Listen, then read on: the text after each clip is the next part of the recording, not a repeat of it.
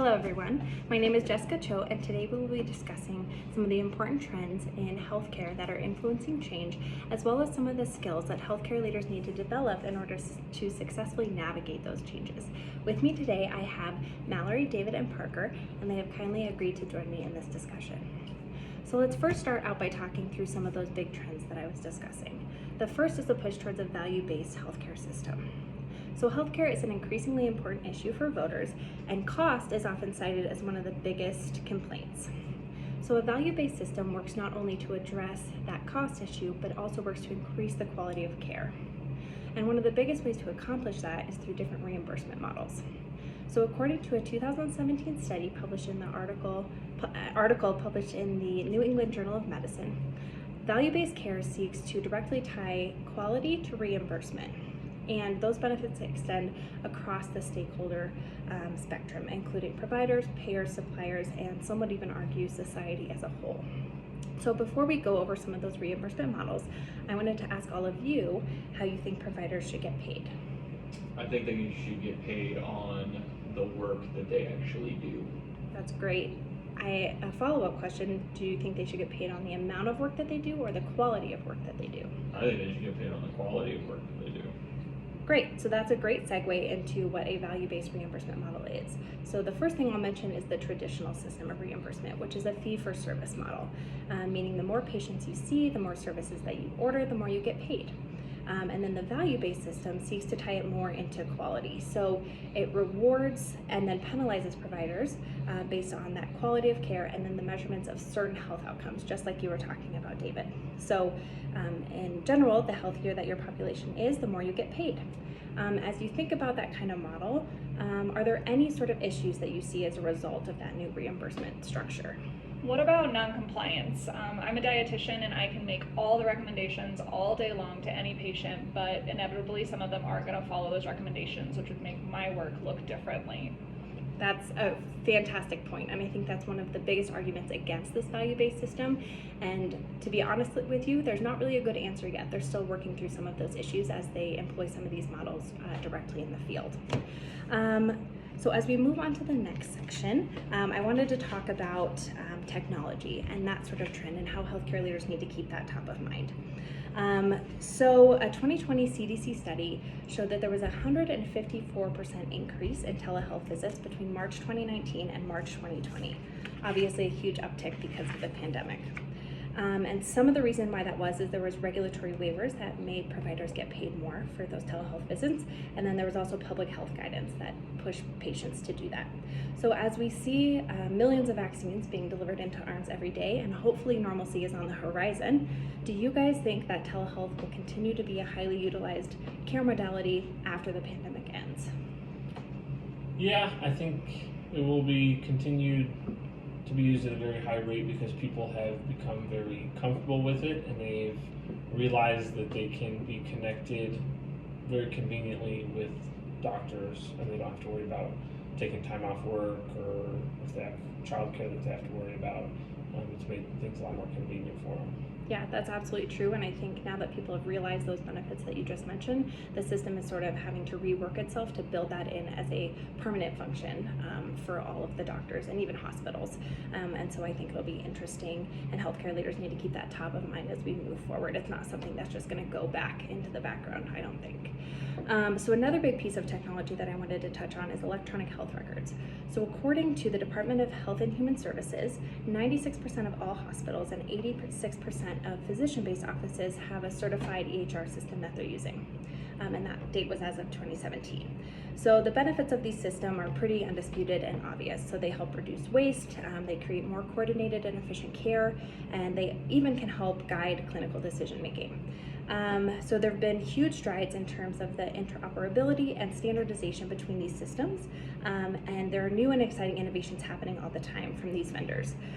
So most recently, just like you have a digital voice assistant in your home, like a Google Home, EHR vendors are investing in technology that will sort of pick up a conversation between provider and patient and automatically dictate those notes instead of having that be admin work on the back end.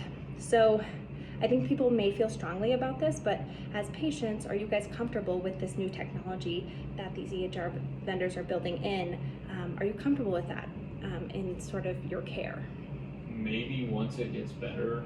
I have an Alexa, and I can't tell you how many times she's messed up on the things that I said. Even the voice to text on my phone, I have never had an unparable instead of unbearable thing happen to me, and it doesn't work all of the time. Right. So I foresee that being a very big issue. Right. Yeah, that's absolutely true, and I think those are some of the biggest concerns, as well as right, you want your record to be accurate, right? And that's part of the biggest issue. And so I know that there are very smart people working on that, but I think those concerns are being voiced as those technologies are being rolled out. And I think the providers feel the same way, just as you as the patient, what they want it to be accurate for their record as well.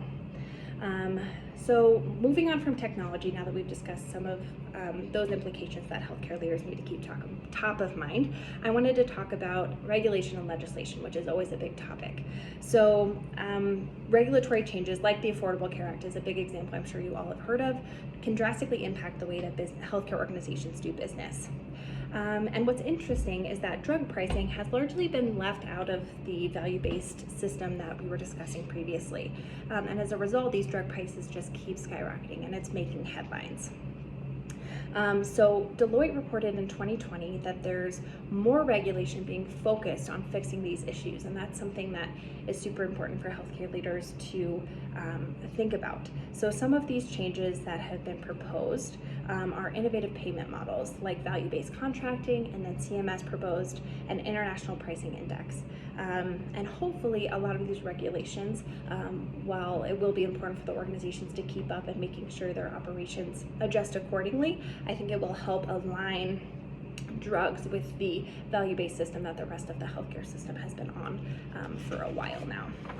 And then the other regulatory issue that I wanted to bring up that's a hot topic is transparency. So according to a 2021 article published by Sutherland, they talked about how CMS rolled out their new regulation as of January 1st of this year, and it's called the Price Transparency of Hospital Standard Charges Regulation. So all of those big words basically mean that the regulation is aiming to help consumers shop for services and compare prices at different hospitals, as well as estimate their cost of care, because a lot of people don't know what they're getting when they go in. Just based on hearing what that regulation is supposed to do, what do you guys think some of the implications of that are?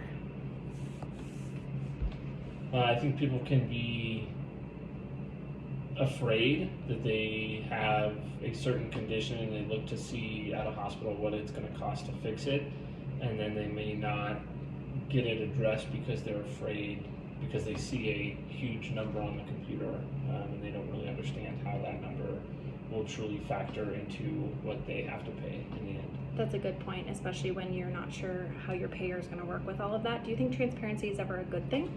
Absolutely. I think there should be transparency across the board, but I think people will be hesitant at first unless there is a good system in place to help them get to that final number that they'll have to be responsible for. I think transparency is a great first step, but there also needs to be consumer education, right? If we're gonna have people shop for hospital services like they would a computer, right? There's a lack of knowledge there when it comes to your own healthcare.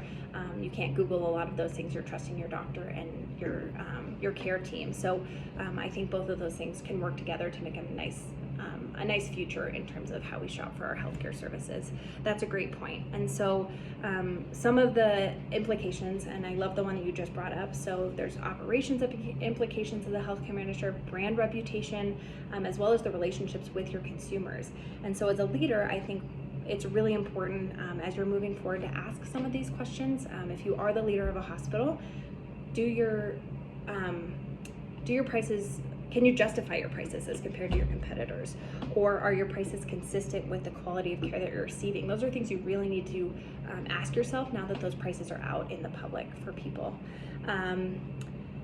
Okay, so now that we've sort of gone through some of these trends, I wanted to talk about the skills that healthcare leaders need in order to successfully navigate these trends and come out on top, right? So as you reflect on all of the things that we just discussed, what are some of the traits that come to mind when you think of a successful healthcare leader? So one of the biggest ones that I would foresee is empathy. You have to be able to connect with the patients that you're dealing with on a day-to-day basis. Talking about, you know, communicating all these things and educating the public, so they're going to have a very good understanding of what they know, and then they're going to have to be able to communicate that Right. in a, you know, tell it to me like I was 5 kind of way for the general public. Right. That's perfect. Communication and empathy are two extremely important concepts. So as I was reflecting on this, I wanted to bring up a couple that I think we can move forward with and hopefully see in our healthcare leaders. The first is change management. So the system is ever evolving, and in order to keep up with these regulatory changes, these IT changes, we need to be able to anticipate these changes, right? You can't do it in a reactive way. You need to do it in a proactive way, and that's extremely important. And in order to do that, you can employ a change management model so that your organization does not fall behind. And then, just like David was saying, integrity, emotional intelligence, and empathy are super important in achieving that patient-centeredness that you were talking about, right? So keeping that patient as the center of everything you can do can help drive super great healthcare decisions as you're leading your organization. And then the final thing that David also touched on was communication. So in order to achieve that goal of quality care at a lower cost, that only happens through mutually beneficial relationships that are open and honest between all the stakeholders. So those relationships are fundamental, as well as a common vision between everyone within these organizations, and that vision is only going to happen if it's communicated effectively, right? So that falls on the leaders as well. Thank you guys so much for everything today. I think we had a great discussion, and hopefully we can all walk away with new insights.